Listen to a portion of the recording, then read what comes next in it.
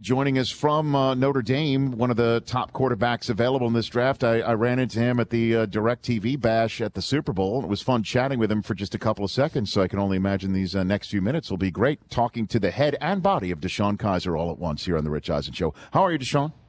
I'm doing well. How about yourself?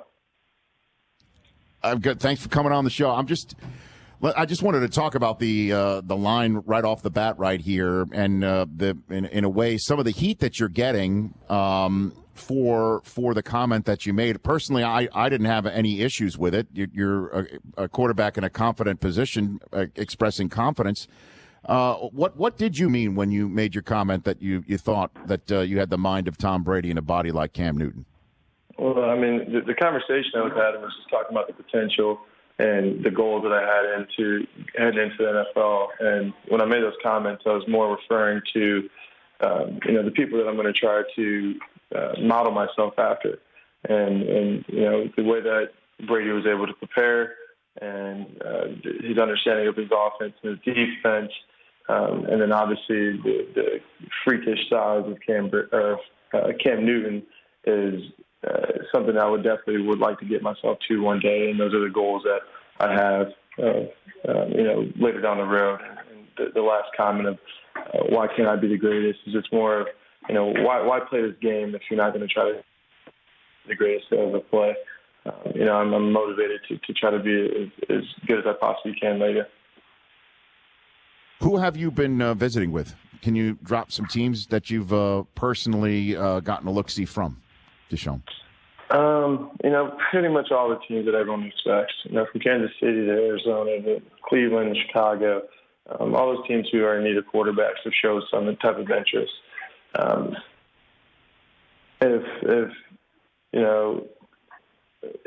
the way that we're going into this process right now, preparing for the draft right now, there's so many different teams that we're trying to get ourselves prepared for, trying to have a platform that can be successful in whatever city we go to.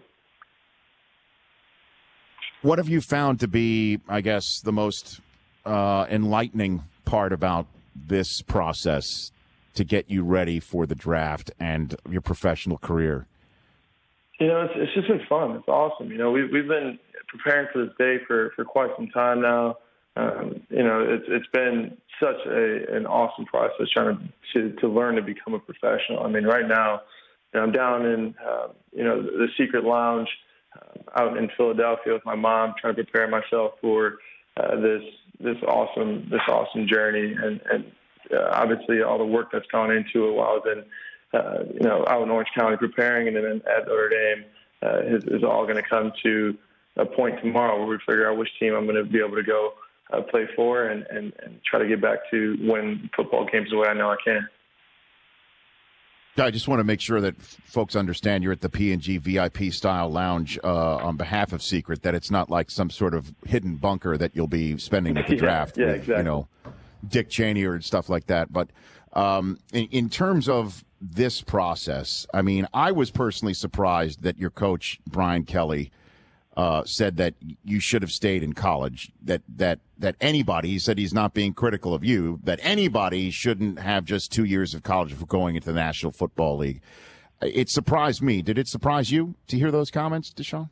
I mean, yeah, the timing of them and the way that it was pushed out there was pretty negative. But after going back and having a conversation with him, he's just, making it understood that there is some room for improvement. There is some opportunity for me to get better. And I just decided that it was best for me to get those improvements and develop my game just at the National Football League level.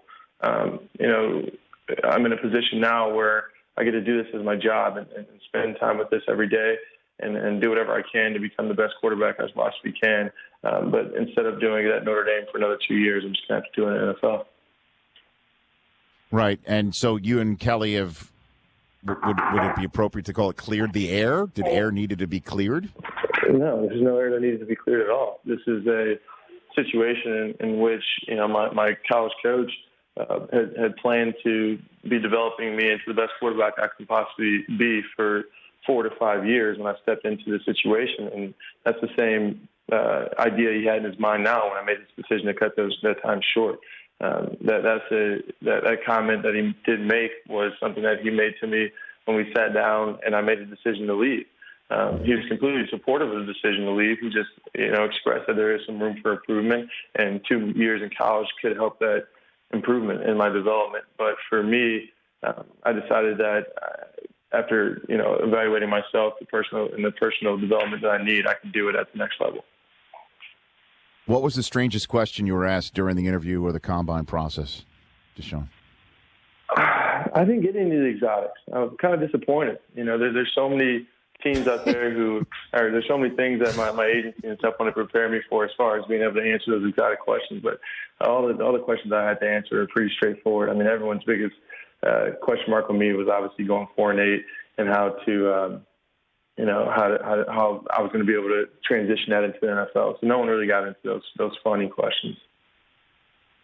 Well, I mean, to me, and I've read your comments on this, and I think you're spot on that, I have not heard of a quarterback who had a tough season losing in college having a difficult time adjusting to winning in the National Football League. It's usually the other way around when you get somebody who hasn't lost since high school and they have a tough time adjusting. I've read your answers to it. I thought you answered that question spot on, that, you'll have no problem winning when the time comes.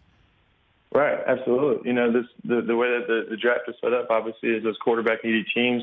And the way that football is set up, the NFL network, or the NFL is set up, is that the teams who are winning typically are winning with good quarterbacks. The teams who aren't winning and are looking to draft a quarterback typically aren't winning games. So for me to have the experience of being able to compare the 2015 season where we go to the Fiesta Bowl and have some success, and then go in,